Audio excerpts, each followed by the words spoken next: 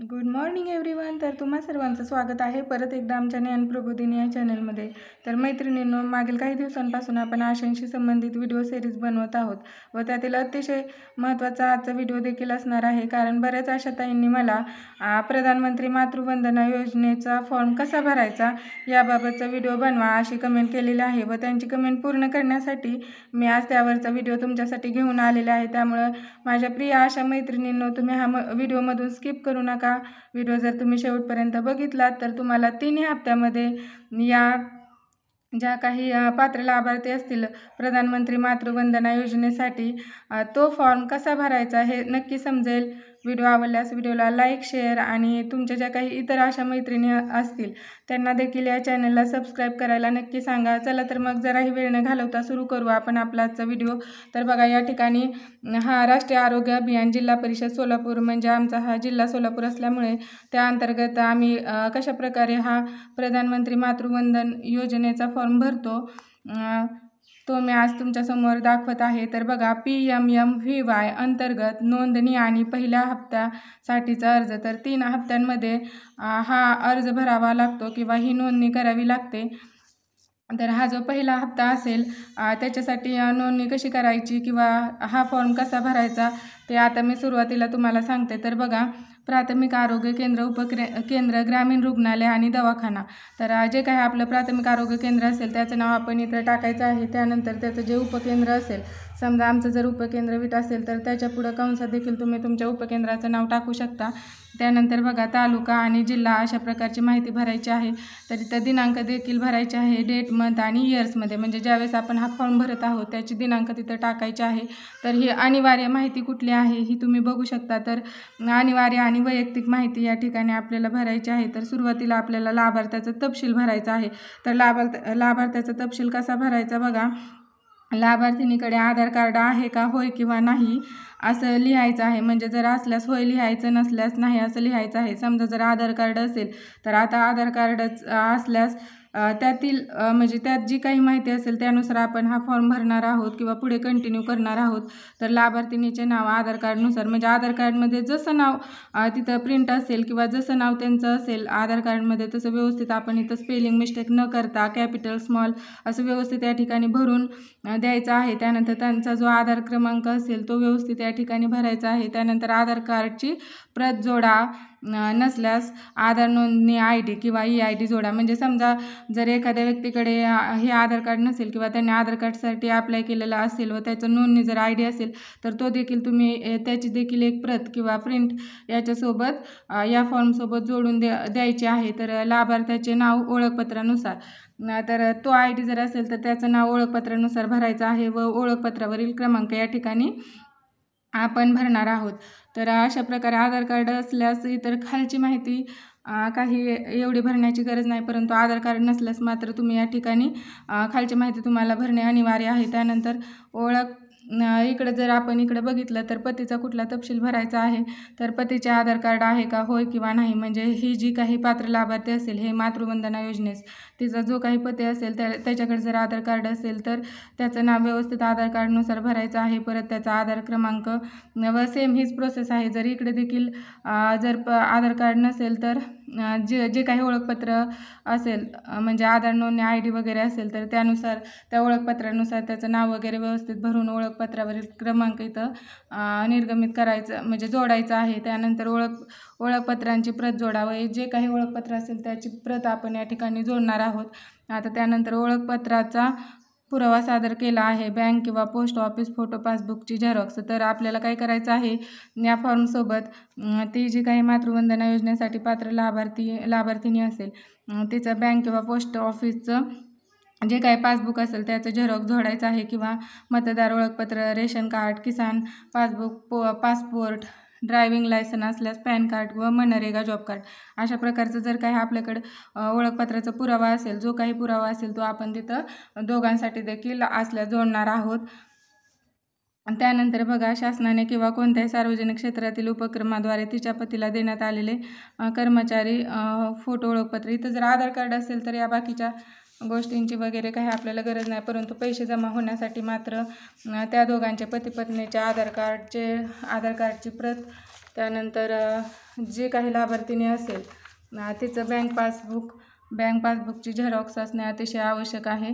त्यानंतर इथं जर आपण पाहिलं तर PO किंवा बँक खात्याचा आधार क्रमांक दिला आहे किंवा होय किंवा नाही इथं आपण या ठिकाणी खूण करायची आहे. जर लाभार्थी जुन्या MBP योजनेत प्रवेश घेत आहेत का, तर अशा प्रकारची काही माहिती असेल तर ती आपण भरायची आहे. त्यानंतर लाभार्थीनीचे हमीपत्र, समजा जी काही लाभार्थीनीने जे डॉक्युमेंट आपल्याला सबमिट केलेले आहे त्यासाठी हमीपत्र देखील आपण त्यांच्याकडून भरून घेणार आहोत. तर मी याद्वारे खालीलप्रमाणे लिहून देतो की मी कोणत्या राज्य, केंद्र शासकीय, सार्वजनिक अंगीकृत उपक्रमामध्ये नोकरीला नाही.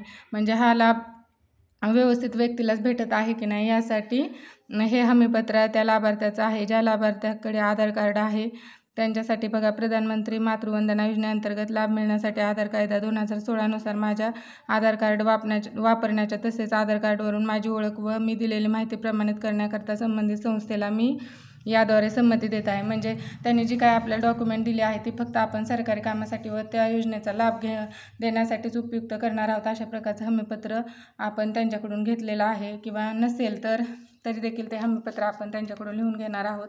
त्यानंतर व्यवस्थित त्या पतीचा जे काही अर्जात नाव नमूद केलेलं असेल त्यानुसार त्याची नाव वगैरे व्यवस्थित लिहून त्यांची सही किंवा डाव्या हाताची निशाणी किंवा अंगठा आपण या ठिकाणी लावून घेणार आहोत.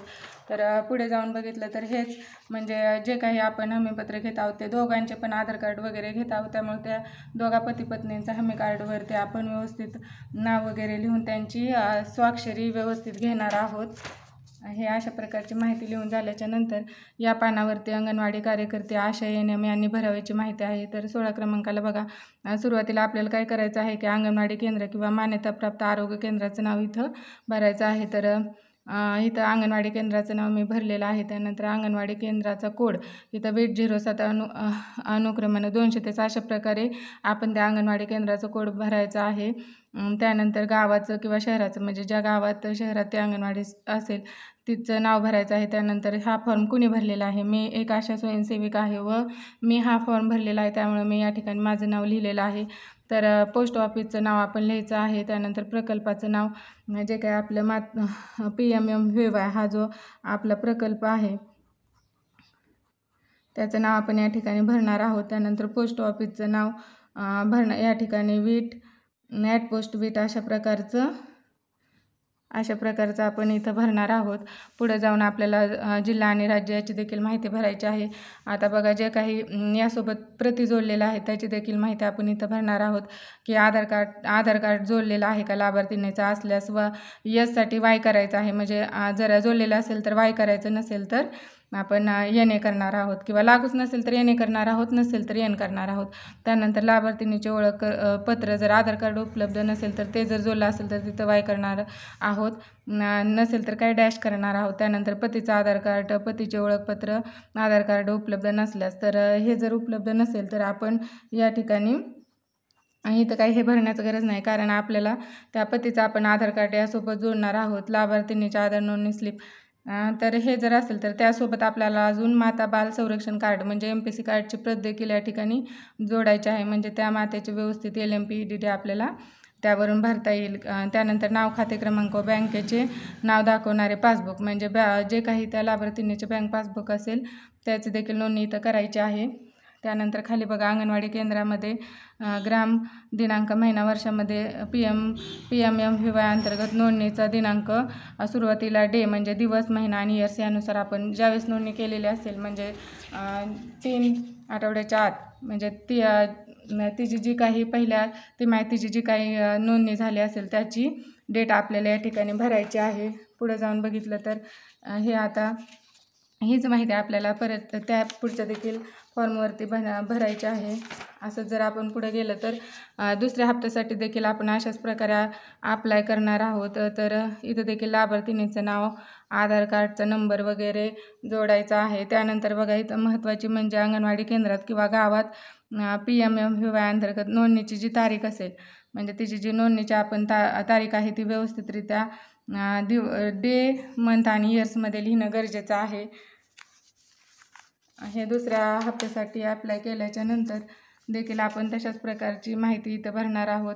सोबत दिलेले हे जे काही त्यांचे डॉक्युमेंट्स आपण घेतलेले आहे त्यासाठी होय नाही अशा प्रकारे, म्हणजे जे आपण आधार कार्ड वगैरे किंवा MPC कार्ड, जे काही त्याची प्रसूतीपूर्व तपासणी झाली असेल त्याच्या सर्व नोंदणीसहित आपण MPC कार्ड इथं जोडणार आहोत. त्यानंतर हे दुसऱ्या हप्त्यासाठी झाल्याच्या नंतर आपल्याला इथं बघा या ठिकाणी देखील इथं व्यवस्थित आपण तिचा सध्याचा पत्ता वगैरे भरणार आहोत. तिचा मोबाईल नंबर या ठिकाणी आपण भरणार आहोत. त्यानंतर शेवटच्या मासिक पाळीची म्हणजे LMPची डेट आपण या ठिकाणी व्यवस्थित डे, मंथ आणि इयर्समध्ये भरणार आहोत. तर इथं 5 लिहिताना आपण इथं 05 असं लिहिणार आहोत. त्यानंतर तिची जी काही आरोग्य संस्थेमध्ये नोंदणी झालेली असेल तिची दिनांक लिहिणार आहोत. त्या अगोदर असलेले जी काही तिचे अपत्य असतील त्याचा प्रवर्ग वगैरे आपण इथं व्यवस्थित भरणार आहोत. त्यानंतर ही अतिशय महत्त्वाची माहिती आहे. तिचं जर बँकेचं किंवा पोस्टाचं खातं असेल तर त्यानुसार असलेलं नाव आपण या ठिकाणी भरणार आहोत. त्यानंतर तिचा जो काही अकाउंट नंबर असेल तो बँकेचे नाव किंवा त्यानंतर बँक शाखे किंवा बँक खात्याच्या बाबतीत म्हणजे कुठं शाखा आहे त्या शाखेचं नाव, तर नंतर त्या बँक खात्याचा IFSC कोड आपण या ठिकाणी व्यवस्थित भरणार आहोत. किंवा पोस्टाचं खातं असेल तर त्याबाबत पोस्टाची सर्व माहिती आपण भरणार आहोत. पोस्ट ऑफिसचे पिनकोड म्हणजे जो काही आपला पिनकोड असेल तो देखील आपण इथं व्यवस्थितरित्या भरणार आहोत. अशी व्यवस्थित माहिती या फॉर्मवरती आपण भरून द्यायची आहे. व त्यानंतर देखील तिसऱ्या हप्त्यासाठी देखील अशीच माहिती आपण व्यवस्थितरित्या भरायची आहे. परंतु यामध्ये जी काही बाळंतपणाची तारीख असेल ती आपण या ठिकाणी तिसरा हप्ता हा आपल्याला डिलिव्हरीनंतर भरायचा आहे. त्यामुळे आपण बाळंतपणाची तारीख इथं व्यवस्थित भरणार आहोत. त्यानंतर अपत्य झाल्याच्या नंतर ते महिला का पुरुष हे देखील इथं खुणा अशा प्रकारे करणार आहोत. म्हणजे ते झालेले जे काही अपत्य असेल ते मुलगा आहे का मुलगी यानुसार आपण खून करणार आहोत. व त्यानंतर त्यांचं जे काही लसीकरण झालेलं आहे म्हणजे त्याचे 2 पेंटा झाल्याच्या नंतरच आपल्याला हा फॉर्म म्हणजे व्यवस्थित भरून द्यायचा आहे. म्हणजे त्या लाभार्थीनीला तिसऱ्या हप्त्याचं जे काही पेमेंट असेल ते प्राप्त होईल. म्हणजे तिचा BCG झाला आहे का नाही, OPV झाला आहे का नाही, इंजेक्शन पेंटा झाला आहे का नाही किंवा हेपॅटायटिस B अशा प्रकारे हे व्यवस्थित आपण जे डोस झाले असतील ते व्यवस्थित टिक करून पूर्ण करून देणार आहोत. त्यानंतर अशा प्रकारची खालची माहिती लिहायची आहे. व अशा प्रकारचा 3 हप्त्यासाठी हा प्रधानमंत्री मातृवंदना योजनेचा फॉर्म आपण व्यवस्थित भरून दिल्यास त्या लाभार्थीनीला 3 हप्त्याचे पैसे व्यवस्थित जमा होणार आहेत.